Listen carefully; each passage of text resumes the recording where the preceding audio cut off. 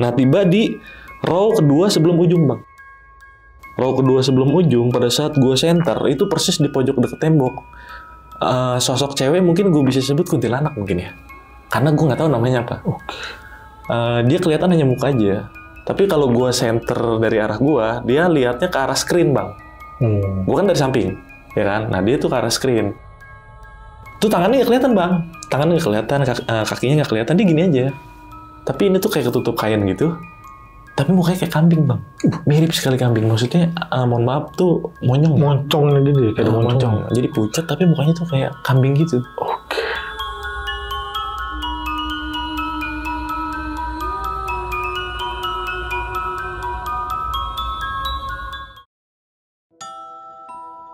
Sebelah gua udah ada Bang Edo. Selamat malam, Bang Edo. Malam, Bang Viko. Gimana kabar nih, Bang Edo? Sehat. Bang Viko sehat nih ya? Alhamdulillah. Ini jauh-jauh nih dari Bogor ya, Bang ya? Bogor di Goya. Datang lagi ke Kisah Tengah Malam untuk berbagi kisahnya nih, Bang ya. Siap. Nah, ini kan Abang pernah menjadi security di sebuah pusat perbelanjaan lah ya, di daerah Jakarta Barat. Jakarta Barat. Nah, kalau boleh tahu nih, Bang, itu pusat itu berapa lantai sih, Bang? Total lantainya 4 lantai, Bang. 4 lantai. Jadi mungkin kalau untuk masa sekarang pusat perbelanjaannya sih dibilang tua ya. Mungkin hits pada zamannya lah. Oh, berarti ini udah lama nih berarti ya? Kalau kejadian yang gue alami sih tahun 2014 awal gue masuk. 2014. Cuma sekarang pun masih ada. Cuman apa ya? Visualnya tuh udah kayak tua aja gitu. Kayak zaman dulu gitu mungkin ya. Ya pernah hits di zamannya lah. Oke. Nah, ini Bang, ini kan pusat perbelanjaan ya, Bang ya. Itu di sana itu tempat apa aja sih, Bang, kalau boleh tahu, Bang? Tenannya ya? Tenannya ya ada jual biasa fashion, terus obat-obatan, apotik, toko emas. Oke. Nah, Bang, jaga di situ berapa lama, Bang?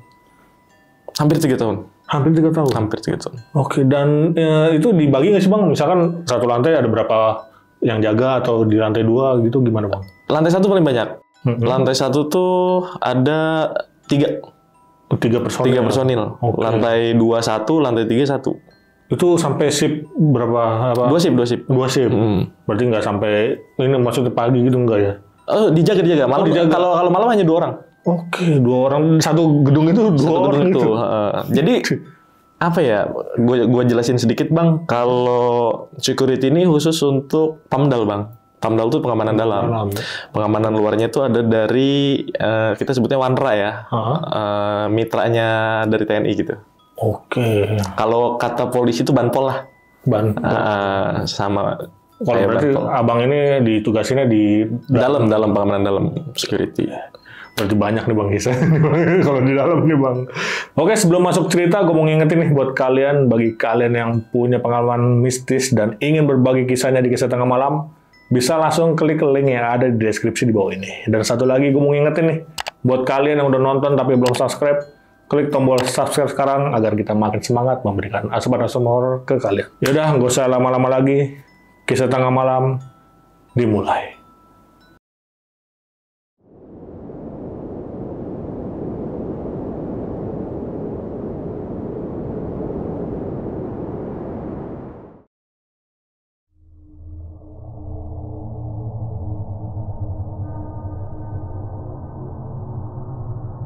Nah, jadi gimana tuh, Bang, ceritanya, Bang? Nah, jadi awalnya tuh gini, Bang. Kisah yang mau gue cerita ini berawal di tahun 2014. Waktu itu gue BU kerja nih, Bang. Karena ada niat buat ngelamar cewek kan. Jadi BU banget kerja. Jadi kalau hitungan salary pada saat itu sih sebenarnya di bawah banget tuh, Bang. Cuman ya karena gue BU ya udahlah, gue jalanin dulu nih. Jadi butuh banget lah, Bang, ya kan? Sikat aja lah ya kan? Nah, terus kan tadi di opening gue dijelasin kalau security itu hanya bagian pengamanan dalam gitu. Jadi kalau yang identik tuh security kan pergu ya. Kalau di gue enggak, di gue satu orang schedule-nya masing-masing. Enggak, jadi beda lah ya sistemnya. Tapi kalau untuk jaga malam pasti gue punya partner yang sama gitu. Jadi setiap jaga malam ya gue sama dia terus gitu. Ada kawan gue namanya Bro Henry. Dan kalau jaga malam tuh dijaga oleh 2 security dan 1 dari Wanra yang untuk pengamanan luar. Dan itu tuh kita standby-nya tuh di pintu keluar, Bang, pintu keluar mobil, gerbang depan gitu. Udah bukan di dalam gedungnya lagi kalau untuk jaga malam.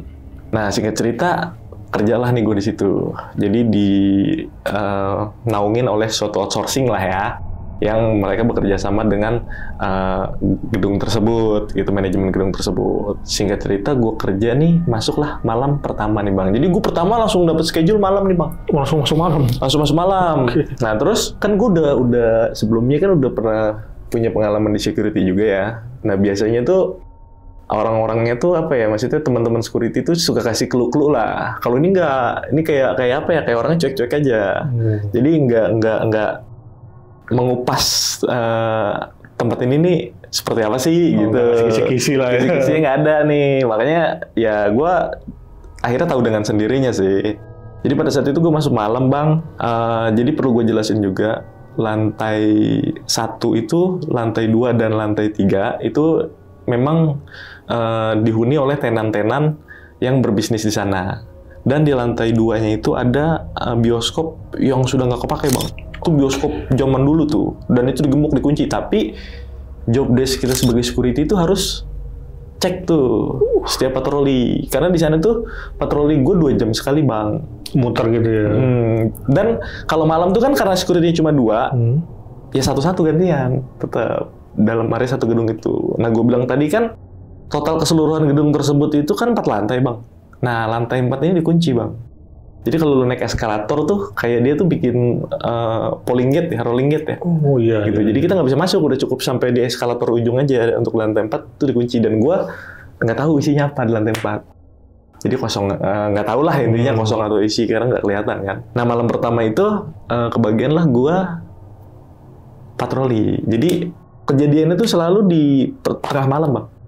Kejadian yang gue alami di sana, patroli. Nah itu udah gantian tuh, kebetulan pas tengah malam itu kebetulan jatah gue nih, karena kawan gue Bro Henry nih udah duluan. Jadi gue singkat cerita gue patroli ke sana.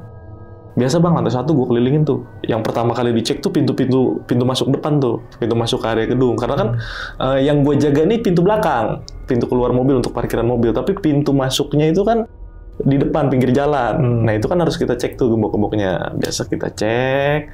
Lantai 1 gue cek, itu aman tuh bang. Maksudnya nggak ada hal-hal mencurigakan ya. Naiklah nih bang gue ke lantai 2. Naik tuh lewat ini bang, eskalator, tapi karena kita udah mati ini kita manual gitu kan.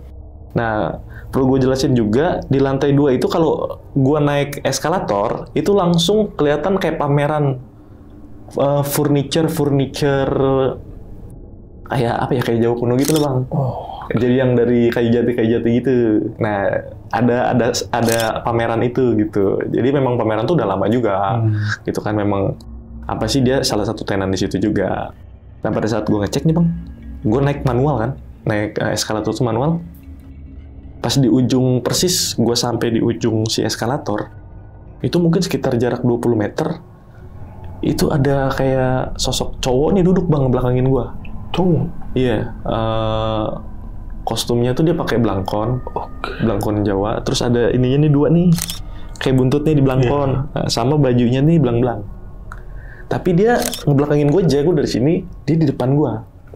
Jaraknya sekitar 20 meter. Nah gue penasaran nih, gue center bang, karena penerangannya nggak ada, gelap. Jadi gue hanya sayup-sayup aja di situ. Nah pas gue tegaskan dengan center nih, memang ada sosok bang, tapi sosoknya layaknya manusia sih kalau gue lihat dari belakang. Cuma kan kalau menurut gue, karena itu di tengah malam dan jam sebelum-sebelumnya gue udah kebagian jatah patroli sekali dan teman gue udah kebagian jatah patroli 2 kali, kan nggak mungkin tiba-tiba kok ada orang di situ. Sedangkan pintu masuk kalau malam tuh hanya dari tempat depan yang gue stay itu. Nah gue penasaran bang, gue melipir nih bang ke kanan area si pameran itu. Gue melipir ke kanan, maksud gue mau center lebih deket nih. Nah dapatlah view, gue serong nih bang dari dia. Jadi kalau gue di sini, dia ada di situ tuh. Jadi kelihatan pinggir ya. Itu kaku aja bang, gini bang duduknya bang. Diem aja gitu dia. Iya, pandangannya lurus aja gitu. Jadi dia nggak ada sama sekali, nggak ada gerakan tengok apa. Padahal lampu gue udah gue main-mainin, maksudnya udah gue center, gue turunin lagi, saking gue pengen memastikan aja. Nah cuma kan gue yakin di situ mungkin ini udah pasti lah, maksudnya nggak beres nih. Karena gue bisa mastiin kalau orang tuh nggak mungkin bisa sembarang masuk di situ. Karena kan kalau kita serah terima tugas bang, pada saat closing itu kita sisir area bang. Kita pastiin semua tenan sudah tutup dan semua orang pegawai tenan itu sudah keluar gitu. Akhirnya karena gue merasa, wah ini kayak bukan manusia, dan gue ngeri juga bang, karena posisinya sendiri bang, sendiri di gedung yang 4 lantai itu dan posisi gelap, kebayangan bang, di tengah malam kan. Nah akhirnya gue balik tuh maksud gue gini, karena kalau dari area situ, gue harus ngecek si bioskop yang sudah nggak kepake, itu job desk bang. Job desk. Jadi gue juga nggak tahu kenapa itu dijadikan job desk, padahal sebenarnya di dalamnya pun udah nggak ada aset gitu maksudnya. Tapi gue harus tetap ngecek di sana. Akhirnya gue cabut nih bang ke arah si bioskop nih. Nah gue jalan. Nah sebelum gue sampai si bioskop bang, jadi sebelah kiri gue tuh ada toilet umum. Tapi di gue tuh kocak bang, toilet umumnya tuh bayar kayak di pom bensin. Bayar. Jadi ada kayak jagain gitu ya. Jagain gitu. Jadi kalau gue lurus mau ke arah bioskop, dia adanya sebelah kiri. Nah itu kehalang tiang bang, yang ini cewek, yang ini cowok. Tapi tengahnya tuh ada tiang. Nah tiangnya tuh biasanya dipakai senderan nih yang jaga nih. Yang jaganya di sini, depannya baru keropak. Jadi kalau ada orang keluar cewek atau cowok tuh langsung bayar. Gitu, pembatasnya ada tiang apa ya? Tiang kait yang pancang gedung gitu. Nah gue lewatin toilet, itu tiba-tiba sosok si yang mirip dalang itu udah duduk di yang biasanya orang jaga keropak toilet itu bang. Pindah ke situ. Padahal barusan gue baru lihat dia di kursi mebel itu, kursi furniture. Pas gue balik mau ke arah si bioskop, tiba-tiba dia udah duduk di tempat orang jaga toilet bang. Nah udah makin yakin kan. Maksud gue kan yang bergerak lebih dulu. Kenapa dia yang sampai di sini duluan gitu. Akhirnya dari situ gue memutuskan untuk cabut. Jadi gue nggak melanjutkan patroli gue. Gue cabut tuh dengan tergesa-gesa bang, karena itu pengalaman pertama gue di sana. Nah akhirnya gue cabut bang, gue turun, gue kembali ke tempat stay gue awal. Di sana kan ada 2 orang nih. Ada kalau dari Wanranya gue sebut Bro S aja ya, Bro S sama Bro Henry kawan gue. Nah gue cerita nih sama Bro Henry, bro, baru bilang bro nih bang, tiba-tiba Bro Henry itu bilang kenapa lu? Gitu. Dia tuh memang orangnya lurus-lurus aja. Maksudnya dalam arti, ini gue bisa bilang gini karena gue sudah bekerja sama dia ya. Jadi dia tuh orangnya soft, kalem, dan lurus gitu. Orang baik lah gitu kan. Terus dia bilang kenapa lu? Diliatin sesuatu ya di atas ya? Terus gue bilang iya bro. Diliatin apa? Itu bro, di lantai 2 ada kayak orang setelannya kayak pakaian dalang gitu bro. Oh ya udah, gue juga pernah lihat, santai aja katanya. Mungkin mau kenalan, lu kan baru pertama nih di sini. Udah kalau lu nggak berani, ntar gue yang patroli. Kata dia gitu, masih kayak apa ya, kayak kasih solusi lah, ada solusi atas masalah yang kita hadapi lah gitu kan. Nah udah, akhirnya dari situ tuh gue mulai deket nih sama si Bro Henry nih, ya kan. Jadi karena sering jaga malam nih, kita si Bro Henry ini udah mulai sering-sering cerita nih bang, bangun chemistry lah sama si Bro Henry. Nah jadi pengalaman malam pertama gue seperti itu bang. Nah ini terus ada lagi bang, cerita di mana ini masuk malam juga bang. Masuk malam. Jadi gue nih sama bang cek area. Tapi di situ tuh udah beberapa minggu bang. Jadi gue tuh udah secara mental tuh gue udah siap nih. Udah siap dengan keadaan, oke, tempat ini banyak juga gitu, ya kan. Jadi udah siapin mental gue. Ini sama bang alurnya, gue ngecek. Lantai 1, gue cek satu-satu tuh, nggak ada apa-apa tuh, aman semua. Karena kan gini bang, namanya di pusat perbelanjaan gitu, kita juga kan harus cek kunci-kunci gembok bang. Benar. Ya kan, takutnya ada tenan yang lupa gembok tuh, kita harus backup pakai gembok kita tuh. Baru nanti BAP paginya kan. Nah, ini kejadian di bioskop bang. Yang bioskop yang tadi dia. Jadi di bioskop tuh kan gembok satu kunci pintu, jadi double keamanannya kan. Tuh gue buka. Nah pas gue masuk, gue cek row itu kan barisan bangku. Jadi emang job desk gitu bang, kita harus cek nih. Jadi visualnya pas gue masuk pintu, tiap turun satu tangga itu row. Jadi tiap turun satu tangga gue akan cek sampai ujung pojok. Turun satu tangga lagi gue akan cek sampai ujung pojok. Nah tiba di row kedua sebelum ujung bang. Row kedua sebelum ujung, pada saat gue center itu persis di pojok deket tembok. Sosok cewek mungkin gue bisa sebut kuntilanak mungkin ya. Karena gue nggak tahu namanya apa. Dia kelihatan hanya muka aja. Tapi kalau gue center dari arah gue, dia lihatnya ke arah screen, Bang. Gue kan dari samping, ya kan? Nah, dia tuh ke arah screen. Tuh tangannya nggak kelihatan, Bang. Tangannya nggak kelihatan, kakinya nggak kelihatan. Dia gini aja. Tapi ini tuh kayak ketutup kain gitu. Tapi mukanya kayak kambing, Bang. Mirip sekali kambing. Maksudnya, mohon maaf tuh monyong. Moncong gitu, kayak moncong. Jadi pucat, tapi mukanya tuh kayak kambing gitu. Oke. Karena gue sempet lama, Bang. Lama tuh bukan dalam arti gue berani ya. Maksudnya lama tuh gue shock gitu. Ya kan? Wah, kacau nih gue bilang ya kan. Akhirnya dari situ gue cabut. Nah, gue cabut itu, Bang, harusnya tuh ya, seharusnya abis gue cek row terakhir, gue harus cek yang namanya ruang operator. Kenapa gue nggak ngecek ruang operator? Karena pintu ruang operator itu tepat berada di depan dia. Di depan sosok itu. Makanya akhirnya gue memutuskan untuk cabut. Dan sampai gue nggak gembok lagi tuh. Pintu yang harusnya gue gembok, pintu bioskop itu gue nggak gembok tuh. Gue nggak gembok, gue balik ke si Bro Henry tuh, kawan gue. Di situ dia curiga tuh sama gue, lu kenapa lagi, kata dia gitu kan. Itu udah di jalan beberapa minggu dari peristiwa pertama, Bang. Gue cerita, gue ketemu sosok cewek, Bro, di bioskop.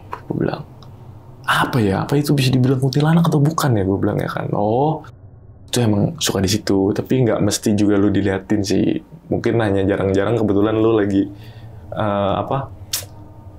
apa satu lagi ini aja, kata dia kan. Tapi ya udah, gue juga pernah ketemu. Jadi dia nih, temen gue nih, si Bro Henry orangnya kalem banget gitu. Jadi kayak apa ya, kayak lebih nggak takut hal-hal begitu gitu biasa kan. Mungkin. Biasa iya, ya kan. Udah tuh dari situ gue save nih kejadian-kejadian yang udah pernah gue alami di sana kan. Maksudnya gue pernah ketemu apa aja sih gitu kan. Jadi gue save tuh bukan ini, Bang. Jadi biar gue tuh nguatin mental. Kalau suatu saat ke depannya gue ketemu sosok itu lagi, gue agak lebih kuat aja. Awalnya kayak gitu sih sebenarnya. Terus ada kejadian gini nih, Bang. Ini sama, Bang. Ini di masuk malam juga nih. Jadi di masuk malam itu kan kita pada saat serah terima tuh nggak di lokasi, Bang. Jadi serah terima tuh di luar. Yang sisir area tuh bukan orang masuk malam. Yang sisir area tuh orang yang masuk siang, yang masuk dari pagi sampai malam. Dia yang sisir area dan memastikan bahwa semua tenan sudah tutup. Nah, kalau udah semua tenan sudah tutup, dia kunci tuh pintu belakang gedung, dia kunci, baru kuncinya diserah terimain ke gua. Nah, dari situ, nanti 1 jam dari situ gua harus patroli tuh. Udah serah terimanya kayak gitu kan. Nah, abis dia serah terima, ngasih kunci, tuh gua yang pertama patroli, masuk ke dalam. Gue cek, gue pikir tuh kan tenan udah habis, Bang. Nah, ada gue sebutnya di sana tuh jalur 39. Jadi di gue tuh ada ya jalur 39, jadi lorong aja, tapi tenan-tenan juga. Nah, di situ tuh ada satu toko masih buka. Tokonya nih bisa kita sebut apa ya, toko alat-alat sembahyang lah. Semacam kayak gitulah. Dan ada yang jaga. Tapi beneran yang jaga. Ada yang jaga. Gue samarkan lah ya, namanya Koh A lah. Namanya. Jadi biasa aja seperti vibe di siang hari. Gitu, di dalam tokonya tersebut. Jadi tokonya masih buka, dia jaga, tapi lorongnya itu sudah mati lampunya semua. Karena tenan yang lain udah nggak ada. Ya kan, tenan yang lain itu udah nggak ada. Gue pikir kan mungkin gini, Bang. Takutnya nanti malam dia mau datang barang, mau loading. Ya kan, gue masih mikirnya kayak gitu aja, ya kan. Dari situ jam 9, gue cek masih ada. Jam 10, gue cek masih ada. Karena pada saat itu, Bang, terus terang si Bro Henry ini lagi kurang sehat. Jadi gue bilang, udahlah, Bro. Gue aja ngecek. Gue bilang ya kan. Karena gimana ya, Bang, gue jadi segen nih sama dia nih. Karena saking dia juga baik kan sama gue kan. Ya feedbacknya yang gue bisa lakuin ya hanya seperti itulah, hal-hal kecil gitu kan. Jam 10, gue cek masih ada. Gue penasaran nih, kok siang nggak ada serah terima nih soal ini. Kenapa masih ada yang buka? Dia nggak bilang, cuma ngasih kunci aja. Nah, kebetulan, Bang, yang rata-rata kami bekerja di sana tuh kan, kami tinggal di mes di area dalam situ, Bang. Oh, di dalam rata-rata. Karena memang usianya di bawah 30 tahunan semua. Gitu, security-nya. Kecuali kalau wandernya ada yang tua-tua lah. Nah, dari situ, yang shift siang nih temen gue, tiba-tiba kebangun lapar mau cari Indomie di depan. Berarti kan harus ngelewatin pintu yang gue jaga nih. Di pintu keluar mobil tuh. Nah, terus gue tanya, Bro, lu gimana sih? Ada toko masih buka kok, lu kagak serah terima? Gue bilang ya kan. Dia bilang, toko masih buka. Iya tuh, kok masih buka? Gue bilang, apaan, udah tutup semua, kata dia. masih buka bro, gue bilang ya kan, serius udah tutup, kalau masih buka gue pasti serah terima bro, kata dia gitu. Itu akhirnya gue bertiga tuh, gue, Bro Henry sama temen gue yang tadinya mau makan. Nah pintu utama gue titip sama Bro S yang Wanra ini. Masuk kami bang bertiga, masuklah ke jalur 39 sana, tuh udah mati bang. Jadi tutup aja, tokonya tutup. Rata aja udah tutup, jadi satu lorong itu memang tenannya udah tutup semua. Udah gelap aja gitu. Udah gelap, nggak ada terang kayak yang tadi jam 9, jam 10 gua kunjungin ke sana. Nah, kejadian berikutnya adalah ternyata besoknya itu ada kabar bahwa si Koa itu meninggal. Yang tadi abang lihat itu? Jadi udah meninggal dari semalam. Jadi pada hari itu tuh sebenarnya si Koa itu tutup cepet karena merasa sakit. Mungkin ini loh bang, apa kayak angin duduk gitu. Jadi meninggalnya karena sakit. Dan besoknya baru dapat kabar ternyata si Koa itu udah meninggal malamnya gitu. Tapi gue dikasih lihat ya berupa toko buka itu dan si Koanya ada. Gitu. Tapi dia nggak ngomong apa-apa tuh ya? Cuman diem aja mungkin. Diem aja. Karena gue tahu ya kalau dia kan kalau kita tegur tuh jarang jawab. Jadi gue nggak tegur. Gue cuma ngecek aja. Tapi gue papasan bang. Maksudnya kayak ini tempat dia, toko dia. Gue lewat. Sambil gue lihat mukanya jelas kok. Udah kayak biasa dia aja. Terus gue sempat balik lagi untuk cabut keluar gitu. Masih ada gitu. Tapi pas gue bareng masuk untuk ngecek bertiga tuh, ya udah lah ya kita tutup aja. Gitu. Dan jaraknya itu nggak jauh dari gue habis patroli. Jadi kayak gini, gue patroli jam 11 nih. Nah gue masuk lagi tuh paling jam 11:10. Karena habis gue patroli tuh temen gue yang di shift siang tadi tuh lapar pengen makan Indomie tadinya ke depan. Gitu bang. Nah terus gini bang, gue mau cerita juga, Bro Henry ini kembar. Jadi Bro Henry ini punya kembaran namanya Bro Hendra dan dia security. Sama security, tapi nggak satu shift sama kita. Sama gue dan Bro Henry. Ya, jadi udah karena gue udah bangun chemistry juga sama si Bro Henry, jadi si Bro Henry ini akhir-akhirnya tuh lebih sering curhat bang sama gue bang. Jadi udah bukan curhat masalah kerjaan lagi, udah lebih mendalam nih. Kita nih udah berbagi cerita masalah kayak keluarga gitu. Udah karena merasa semakin dekat dan ngobrolnya nyaman mungkin kan sebagai teman kan. Nah jadi ada keresahan Bro Henry nih bang yang diungkapkan ke gua. Dia bilang gini bang, bro, adik gua si Bro Hendra kok tiba-tiba tajir nih bro. Gitu. Dia bisa beli motor cash.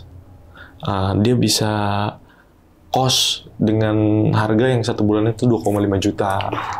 Dia bisa ngirimin orang tua gue 1 bulan 2-3 juta. 1 minggu 2-3 juta.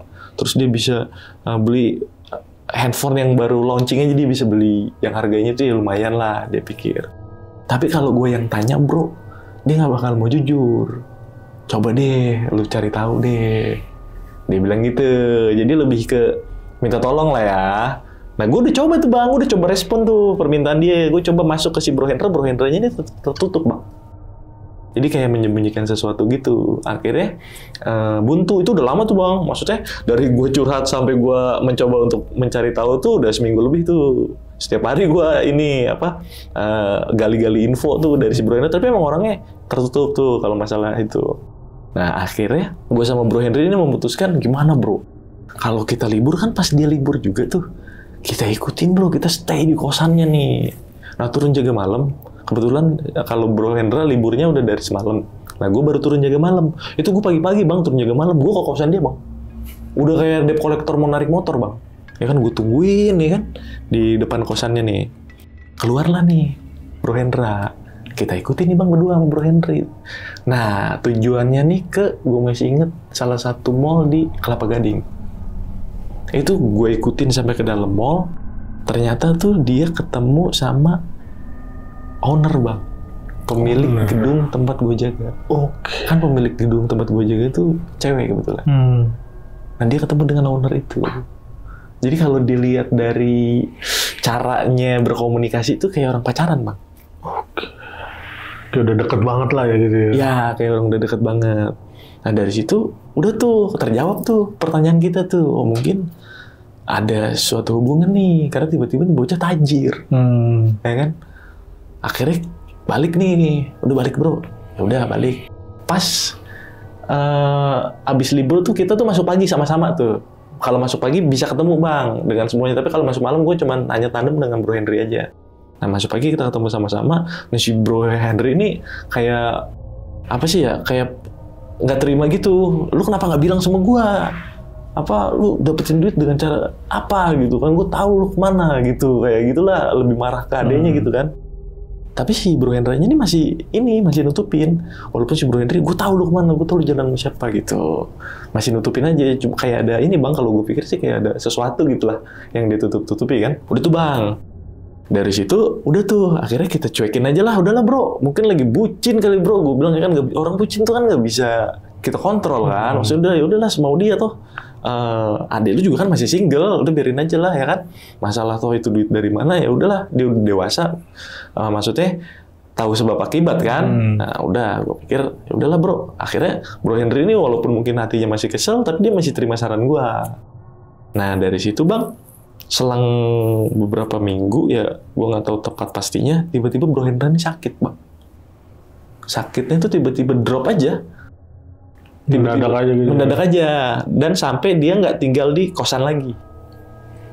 Dia tuh sampai akhirnya tuh tinggal di mes. Tapi di mes tuh bocah-bocah pada nyuekin Bang. Pada nggak ada yang rawat gitu. Nah gue kan maksud gue kasihan ya. Maksud gue gini sih Bang, waktu itu pikiran gue pada saat itu, gue ngerawat dia tuh karena satu gue pengen bantu, karena kasihan dia nggak ada yang rawat. Kedua tuh gue berpikir gue mungkin bisa dapat informasi nih atas apa yang jadi pertanyaan sohib gue nih, Bro Henry nih. Jadi gue sama Henry ini udah kayak sohib Bang. Nah itu kalau pagi tuh Bang, gue bawain bubur, gue beliin obat-obat warung gitu Bang, obat-obat apotek yang generik gitu. Terus sambil gue tanya Bang, pelan-pelan tuh sama dia, bro emang lu ada hubungan spesial lah ya sama owner ini? Ya gue sama dia ini kayak pacaran aja bro, gitu. Oh jadi apa yang lu dapat, apa yang lu punya ini dari dia, gue bilang ya kan. Iya. Terus apalagi bro yang lu lakuin? Ya paling gua jalan-jalan bro, keluar kota. Terus gue tanya jalan-jalan kemana bro? Ke Jepara, ke Ngawi. Nah di situ gua kan connect Bang. Di Jepara objek wisata apa ya? Kan biasanya kalau orang pacaran kan yang lu tuju tuh objek wisata nih. Kayak ke Bali, itu yang objek wisata terkenal lah, kayak ke Jogja. Nah ini kan kayak ke Jepara, ke Ngawi kan gue belum tahu. Maksudnya ada objek wisata apa di sana? Dia bilang gini sama gue, oh enggak bro, bukan. Gue tuh ke sana diajakin ngelihat aset dia. Jadi kayak villa Bang, kayak villa atau rumah. Nah di situ gue negative thinking dong. Negative thinking itu dalam arti, nah lu ngapain aja di situ? Gue tanya sampai sejauh itu Bang, karena ini nggak, pertanyaan gue nih yang gue utarakan tuh nggak cuma sehari itu ya Bang, maksudnya itu bertahap loh ya kan. Nah sampai pertanyaan gue sedalam itu, dia cuma bilang enggak, gue pacaran sehat bro. Gue di sana tuh hanya dia cerita dan gue cerita gitu, kayak sama-sama curhat aja gitu kata dia. Sampai selesai tuh gue udah tahu jawaban dari dia seperti itu kan. Nah makin kesini tuh sakitnya makin parah Bang. Jadi kayak dia tuh makin apa ya, makin kurus, makin ini. Jadi gini Bang, sampai dia tuh ada sebulan lebih lah nggak kerja. Cuman karena di gue nih apa ya, di gue nih termasuk ini juga sih, baik juga dalam arti nggak langsung di-cut. Takutnya nanti dia sakit udah sehatnya pengen kerja, mungkin ini daripada cari kerja lain, karena kita udah tahu, manajemen udah tahu dia seperti apa, jadi dia bisa balik lagi. Nah selama 1 bulan itu kita muter gantian backupin dia tuh. Jadi dia hanya ini aja dikasih izin tapi nggak dapat gaji. Tapi kalaupun dia nanti udah sehat, dia nggak apa-apa masuk lagi. Karena kan gajinya buat bayar yang backupnya nih, ya kan? Nah udah tuh, dari situ akhirnya sampai Bang, dia tuh dibawa ke kampung. Dari mes udah pindah ke kampung nih. Posisi masih sakit. Masih sakit, karena saking parahnya. Udah tuh lama Bang, ada berapa bulan gitu. Nah terus udahlah, gue udah inilah udah lama, gue udah nguat-nguatin si Bro Henry aja. Udah bro, lu doain aja buat adek lu lah, ya kan? Nah ada satu hari nih, dimana gue jaga di titik tengah nih Bang, titik tengah mall itu tuh, yang jangkauannya luas lah ya. Nah si Bro Henry jaga di ring 1. Ring 1 tuh di pintu masuk utama. Nah tiba-tiba sekitar jam 2 siang apa jam berapa, pokoknya gue inget banget siang, si Bro Henry tuh tiba-tiba lari nih Bang ke arah gue, nyamperin. Nah gue pikir kan ada copet nih, biasanya kan yang kayak gitu tuh kita nemuin copet atau kita nemuin apa gitu kan. Gue pikir ada copet nih Bang. Lari nyamperin gue tuh, dia bilang gini, bro, gue harus balik dia bilang. Kenapa lu harus balik? Gue bilang, adik gue meninggal bro. Hendra meninggal? Gue bilang, iya. Wah, gue ngedrop juga dong dengar karena temen gue juga kan. Nah, akhirnya udah lu balik deh, izin sama koordinator dari posko. Gue bilang, ya udah gampang, ntar masalah backup gue tektok aja lah, depan belakang gue bilang. Nah, akhirnya gue balik, dia balik tuh bang, cabut tuh, dia balik, izin beberapa hari. Ya gue rasa nggak ada yang aneh ya, maksudnya orang sakit terus meninggal kan mungkin karena usia kan. Menurut gue nggak ada yang aneh. Nah dari situ udah tuh bang, masuklah dia balik lagi nih setelah hari ke-7. Jadi dia sempat ambil cuti tuh lama, hari ke-7 dia balik tuh. Nah di sela-sela hari ke-7 tuh, kalau pada saat gue libur, gue ikut tahlil juga bang. Gue pergi karena dia orang Serang kan. Nah gue menyempatkan diri gue lah untuk tahlil ke sana, ke Serang. Nah sampai ke 40 hari lah, 40 hari. Yang 40 harinya pun gue hadir ya di acara tersebut. Nah itu masih apa ya, si Bro Henry ini masih nggak terima bang. Maksudnya adek gue kenapa ya? Kok bisa sakit tiba-tiba nih? Udahlah gue bilang kan mungkin jalan nih, jalan takdirnya seperti itu mungkin. Jadi lu jangan berpikir yang aneh-aneh lah. Gue bilang ya kan, udah sekarang doain aja nih adek lu nih. Gue bilang ya kan, iya juga bro, ya iya. Nah sampai suatu ketika si Bro Henry ini bang, dia ngalamin kejadian gini bang. Dia dimimpiin, jadi dia ini dulunya anak pesantren ternyata. Si Bro Henry. Si abangnya almarhum. Anak pesantren, dan dia dimimpiin gurunya. Dimimpin gurunya tuh maksudnya gini, lu kok udah lama sih nggak sowan ke tempat gua? Datanglah untuk sowan ke sini silaturahmi. Nah dari situ tuh dia kayak ini bang, kayak apa ya? Kayak wah, gua harus sowan nih ke tempat guru gua. Gila, gua udah lama banget nih ya kan. Mungkin ini teguran nih kata dia gitu kan. Nah dari situ tuh dia izin nih, izin bro, lu bisa nggak backup gue mau sowan nih ke pesantren gue nih, karena gue di mimpi ini, kata guru gue udah lama nih nggak sowan nih gitu kan, gue nggak enak nih bro. Ya udah, takutnya ada apa-apa guru lu, ya udahlah lu tengokin dulu. Akhirnya gue backup hari itu, gue backup dia di siang tuh. Dia singkat cerita dia pergi bang ke pesantrennya tuh di daerah Banten juga. Dia cuti, gue backupin tuh selama 2 hari. Pas balik tuh sebelum jaga ya, dia balik pagi karena pas itu gue jaga pagi juga. Orang yang pertama dia temuin tuh gue, dan dia cerita gini sama gue bang, bro gue pengen cerita nih serius sama lo. Ini mengenai hal yang guru spiritual gue nih kasih tahu. Jadi menurut penerawangan si guru spiritualnya bang, adiknya si Bro Hendra nih meninggal dijadikan tumbal bang. Tumbal? Ya kalau menurut penerawangan si guru spiritualnya. Nah, jadi guru spiritualnya tuh karena mungkin gue nggak ngerti ya, mungkin dia punya ilmu kanuragan yang tinggi lah ya. Nah, untuk menghubungi si Bro Henry ini, gue nggak tahu gimana caranya bisa dimimpikan tuh, mungkin ya itu di luar nalar gue lah. Tapi kejadiannya memang seperti itu. Nah, pada saat si Bro Henry ini sowan ke gurunya ini cerita, kamu jangan dendam katanya kan. Jadi apa yang terjadi sama adikmu tuh begini loh. Adikmu tuh dijadikan kayak tumbal gitu. Menurut si guru spiritualnya bang, ya kan? Nah dari situ, wah entar dulu bro, gue bilang hal gaib itu ada kalanya lu harus percaya, ada kalanya juga lu nggak boleh harus terlalu percaya, gue bilang ya kan? Karena apa yang gue alami tuh hal gaib itu sulit untuk kita buktikan. Gue cuma nggak mau dia tuh suzon aja bang, jadinya yang rusak mental dia, ya kan? Karena gue masih berpikir positif aja di situ. Nah udah dari situ, gue walaupun berpikir positif bang, tapi gue tuh tipikal orang yang penasaran bang. Nah penasarannya gini, gue coba apa ya, kayak coba review bang, review pertama pada saat masuk malam, gue kecerita nih ngobrol sama Bang S. Nah Bang S ini kan orang Jawa bang, jadi dia kayak mistisnya tuh kental. Jadi Bang S tuh nggak sengaja bilang gini, bro kamu tahu nggak di gedung ini, di dalam tuh tempat kamu jaga, itu aura negatifnya tuh itu paling besar tuh yang saya rasakan tuh itu ada di dalam bioskop tua itu bro, menurut Bang S, ya kan? Nah, kenapa gue langsung curiga ke bioskop itu bang? Bioskop itu tidak pernah digunakan, tapi CCTV masih aktif. Itu satu. Yang kedua, di dalam gedung itu emang banyak CCTV, tapi ada CCTV yang sudah tidak aktif, tapi nggak dibenerin. Tapi kenapa khusus di bioskop itu yang tidak pernah dikunjungin oleh pengunjung, karena sudah digembok juga dan tidak digunakan, CCTV-nya itu selalu aktif. Dan gue nggak tahu itu alasannya kenapa. Jadi gue kayak nge-review kata-kata si Bro S aja. Dia bilang di dalam gedung ini, di dalam bioskop ini, aura negatifnya ya pusatnya di sana. Terus gue bilang kok dalam ruangan yang udah nggak pernah dikunjungin dan nggak ada aset apa-apa, CCTV masih on nih. Masih on. Nah terus gue review lagi kata-kata gurunya si Bro Henry. Kalau adiknya tuh menurut dia korban daripada tumbal, pesugihan gitu. Nah dari situ apa ya? Gue kayak cocokologi gitu bang, ya kan? Nah terus dari situ rasa penasaran gue makin bang, makin apa ya? Makin dalam. Gue tanya, karena gue curiga gini bang, security tempat gue muda-muda semua, di bawah 30 tahun semua, gitu. Nah gue tanya, Mas, gue manggilnya, di sini kalau boleh tahu apa berapa lama sih paling lama security betah nih kerja di sini? Gue tanya gitu kan.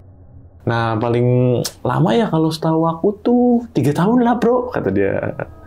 Oh 3 tahun masih iya. Nah pada saat itu gue hampir mendekati 3 tahun, bang.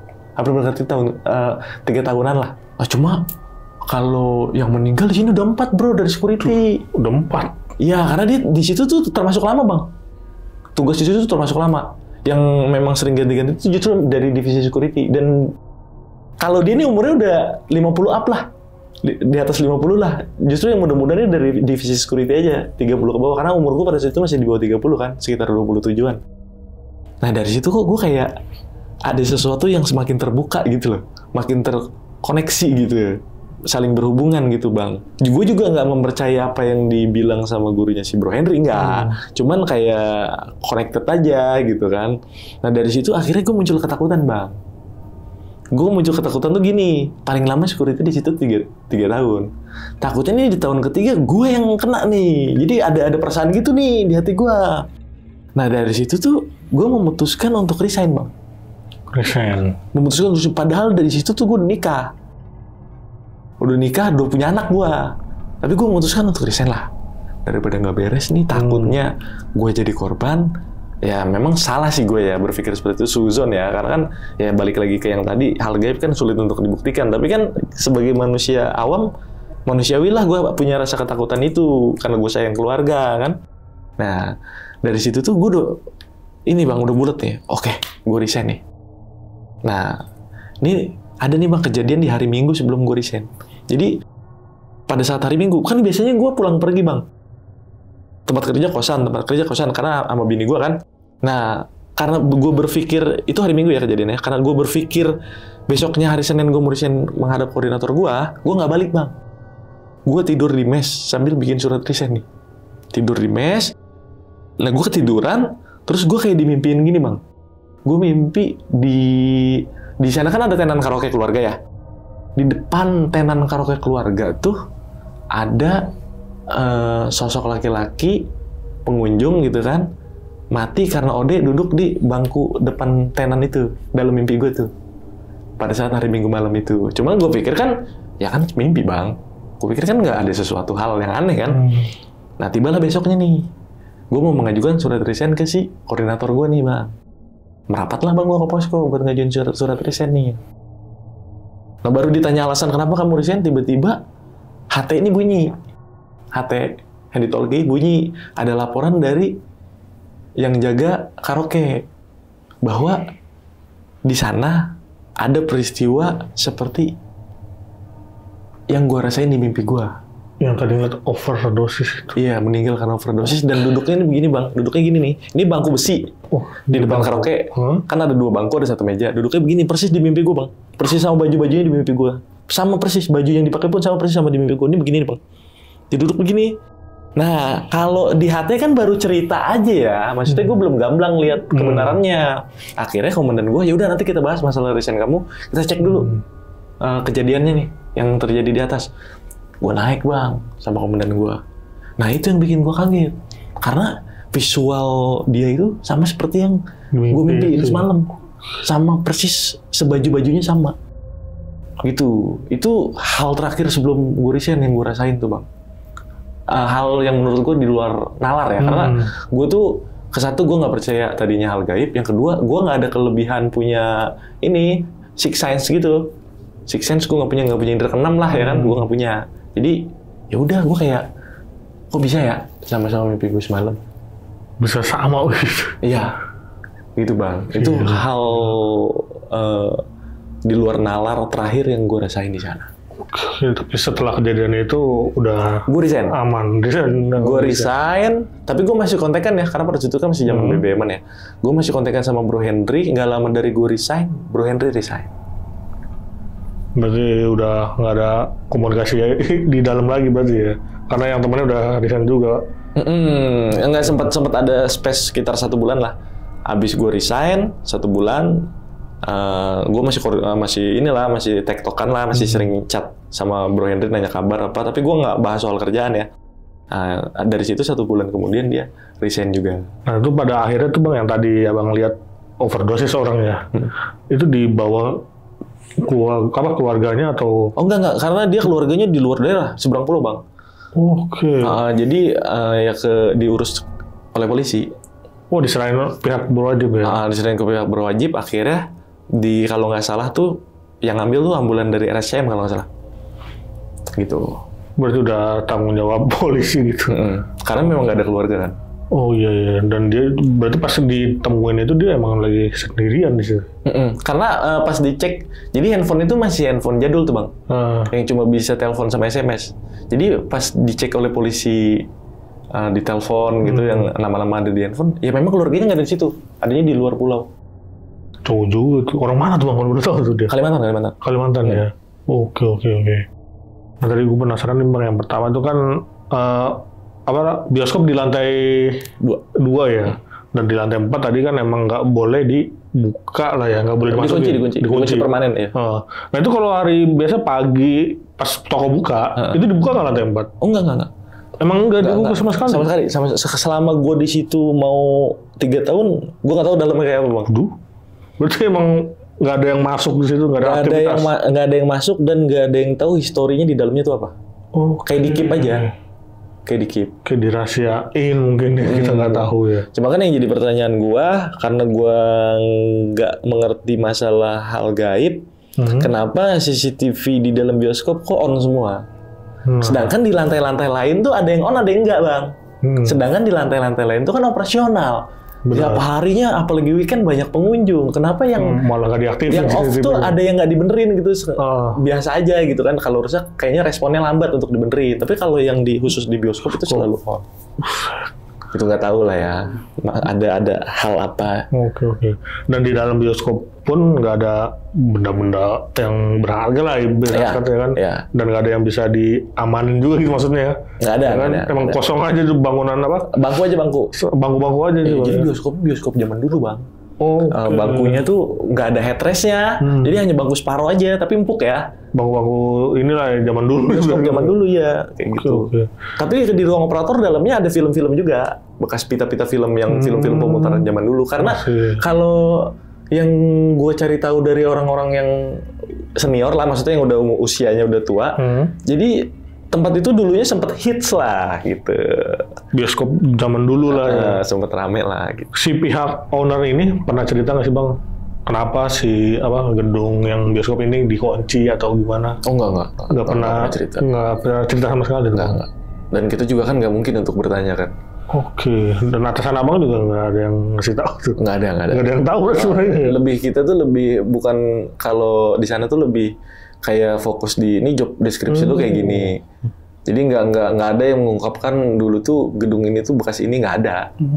Walaupun dia tahu atau nggak tahu juga. Nggak tahu juga. Karena memang nggak ada yang membahas sama sekali mengenai gedung itu sih selama gua kerja di sana. Oke. Berarti ya kalau untuk yang bioskop ini di lantai 2 dan itu cuma satu ini doang bang, satu apa? Kalau bioskop? Iya. Satu halaman gitu ya. Satu ruangan lah ya. Kan nggak banyak ruangan ini, studio ini enggak ya. Karena kan kalau dulu tuh kayak masih jarang nggak sih bang? Ya kan, nggak kayak sekarang kan. Kalau dulu tuh kayak masih jarang gitu, kayak masih hal-hal yang mewah lah nonton di bioskop tuh kayak gitu. Oke. Nah bang, tadi kan yang pertama juga ada sosok di lantai 1 bang ya, yang lantai 2 tuh yang naik. Lantai 2 yang tempat furnitur ya. Oh iya, lantai 2. Apa kayu-kayu zaman dulu mungkin kelihatannya ya. Furniturnya konsepnya zaman dulu, tapi ya mewah lah bang. Terbaru tapi konsepnya aja yang lama ya. Dan itu sempat ngeliat sosok menyerupai dalang. Dalang berarti kayak Jawa lah ya, kayak pakaiannya gitu ya. Iya. Oke. Selain abang, ada yang pernah lihat lagi nggak bang? Hampir semua. Semua security Iya, pernah lihat dia? semua. Pokoknya semua yang ada di situ tuh ditampakin pernah. Sama si sosok dalang ini? Tapi gue bingung ya, maksudnya ada aura apa di tempat itu sampai kalau gua pengalaman gue di tempat sebelumnya nih kayak sharing sama security itu biasa. Kalau di tempat itu enggak, jadi orangnya kayak kuat-kuat aja mentalnya, keep gitu. Jadi biar kalau ada anak baru tuh biar ngerasain sendiri dulu. Nggak ada yang mau cerita dulu dari awal. Ya, tapi kalau kita udah cerita baru, gue juga pernah bro gitu. Dipancing dulu. Oke. Tapi nggak tahu ya itu kejadian bekas apa tuh si sosok ini dulunya apa? Pernah ada orang yang meninggal kan di situ? Nggak ada ya? Belum tahu. Ini juga kayaknya menurut Bro S deh. Kalau menurut Bro S tuh kan kayu semua dikirim dari Jepara ya. Oke. Menurut si Bro S karena dia kan bisa nerawang gitu. Cuma gue kan nggak percaya bang. Ya kan kalau kata dia tuh mungkin dari sana. Ikut dari sono. Jadi bukan asal muasalnya ada dari lahir di situ. Di gedung itu lah ya. Jadi karena semua yang diproduksi itu kayu dari Jepara, ya mungkin ya dari, katanya dari sana lah gitu. Entah mungkin ada satu pohon yang dijagain oleh tudalang dijadikan kursi itu juga gue nggak tahu deh, nggak ngerti gue. Bisa jadi. Nah tadi kan bang ada juga pihak security sana yang pernah meninggal ya bang ya. Iya 4 orang. Dan itu pernah ada nggak sih bang? Maksudnya kayak sosoknya gentayangan atau apa di gedung itu pernah nggak bang? Nggak ada sih, nggak ada yang nemuin sih, nggak ada yang nemuin. Mereka nggak ada yang ngelihat sosok aneh lah ya. Terus ada begini bang, gue nggak ditampakin ya, gue nggak ditampakin. Tapi bang gini, gue kan di gedung itu ada food court tuh 2 bang. Satu food court khusus makanan, 2 itu food court khusus minuman. Jadi lantai 1 food court khusus makanan, lantai 2 food court khusus minuman. Nah itu tuh gue pertama kali pengalaman tuh tiba-tiba bang, food court di tempat khusus makanan itu kalau malam Jumat tuh ada rame layaknya siang hari. Tapi view-nya gelap. Jadi gue cuma buka pintu begitu, itu berisik tuh. Kayak ada orang makan tapi view-nya gelap. Udah, karena gue nggak berani gue tutup lagi. Nah itu kejadian beberapa kali sampai gue hafal itu malam Jumat. Nah tapi kesininya tuh gue cek, ya kan. Jadi ada gini loh, malam Jumat ini ada. Terus malam Jumat depannya nggak ada, malam Jumat ntar minggu depannya nggak ada, ntar ada lagi kayak gitu. Tapi kok selalu di malam Jumat. Selalu malam. Walaupun nggak beruntutan malam Jumat, itu sampai gue cek kalender. Gue tandain dan ternyata hal tersebut ada di kalau malam Jumat legi bang. Oke, jadi di malam Jumat legi aja nih. Kalau setiap malam Jumat legi, kalau pas gue lagi jaga malam dan gue kontrol si food court makanan itu pas gue buka pintu tuh kayak siang-siang. Kayak rame gitu ya. Kayak ada suara piring orang makan, sendok gitu. Rame kayak pasar. Tapi dengan view yang begini tuh gelap bang. Kosong aja. Kosong dan gelap gitu. Karena malam kan. Gitu. Gokil. Nggak tahu deh itu kenapa ya. Karena bingung lah bang di sana gue mau nanya juga nanya ke siapa. Ya kan karena apa ya maksudnya hal-hal begitu. Kadang kalau orang yang nggak suka kita malah dicengin gak sih? Lu masih aja sih gitu bahas-bahas kayak gitu. Ya lu mau gitu aja takut lu gini-gini biar gitu. Iya. Mungkin kemungkinan besar juga teman-teman abang ngeliat aktivitas kayak gitu juga. Kalau aktivitas seperti itu temen gua juga merasakan. Tapi temen gua nggak nyadar kalau itu terjadi setiap Jumat legi. Oh dia nggak ngingetin lah ya. Kalau gua kan saking penasarannya tiap malam Jumat sih, tapi kok nggak berentet gitu, nggak berturut-turut. Makanya gua sampai tandain tuh karena kalender di posko gua kalender yang ada 3 penanggalan. Gitu, penanggalan Islam, penanggalan negara sama penanggalan Jawa gitu. Oke. Tapi gedungnya itu sampai sekarang berarti masih open ya bang? Masih. Bahkan udah lama juga berarti dari. Cuma kelihatan tua aja bang. Kelihatan tua. Tapi rame bang. Masih rame ya? Masih diminatin orang sana kali. Cuma kan karena ya kalau siang kan memang kepentingannya belanja. Belanja benar. Kalau hal-hal yang mendalam tuh kan ya paling kita orang dalam aja yang ngerasain gitu kan. Nah itu di gedung itu tutupnya jam berapa sih bang? Kalau selesai belanja itu orang? Kalau untuk customer tuh, jam 7 aja udah habis. Oke. Jam 7 udah habis. Jam 8 tuh kita udah closing, udah sisir area tuh. Gak sampai jam 10 gitu nggak? Enggak. Berarti emang tutupnya nggak sampai malam. Nggak sampai malam lah ya. Oke, berarti aktivitas cuma sampai mungkin jam 8 lah taruh lah, jam 9 udah sepi lah ya. Jam 9 sepi. Jam 9 tuh masih ada tapi bukan dalam area perbelanjaannya. Jadi dia di area biasanya tuh di area food court minuman tuh. Kalau minuman bisa sampai jam 10 tuh. Masih ramai. Karena kita punya gedung letter L, Bang. Nah, letter L itu kan berarti begini. Nah, perbelanjaannya tuh di sini. Nah, untuk food court minuman tuh di sini. Dan food court minuman tuh ada tangga kecil yang bisa langsung keluar ke arah parkiran. Jadi bisa, jadi walaupun akses tutup dia bisa keluar dari situ. Oke. Gitu. Oke nih, sekian cerita dari Bang Edo untuk malam kali ini, dan terima kasih banyak nih Bang Edo. Sama-sama Bang Viko berbagi ceritanya di Kisah Tengah Malam lagi. Dan gue mau ngingetin lagi nih sebelum closing, buat kalian yang punya cerita horor dan ingin berbagi kisahnya di Kisah Tengah Malam, bisa langsung klik link yang ada di deskripsi di bawah ini. Yaudah, segitu dulu. Gue Viko pamit undur diri, dan Bang Edo juga pamit undur diri. Wassalamualaikum warahmatullahi wabarakatuh. Waalaikumsalam warahmatullahi wabarakatuh.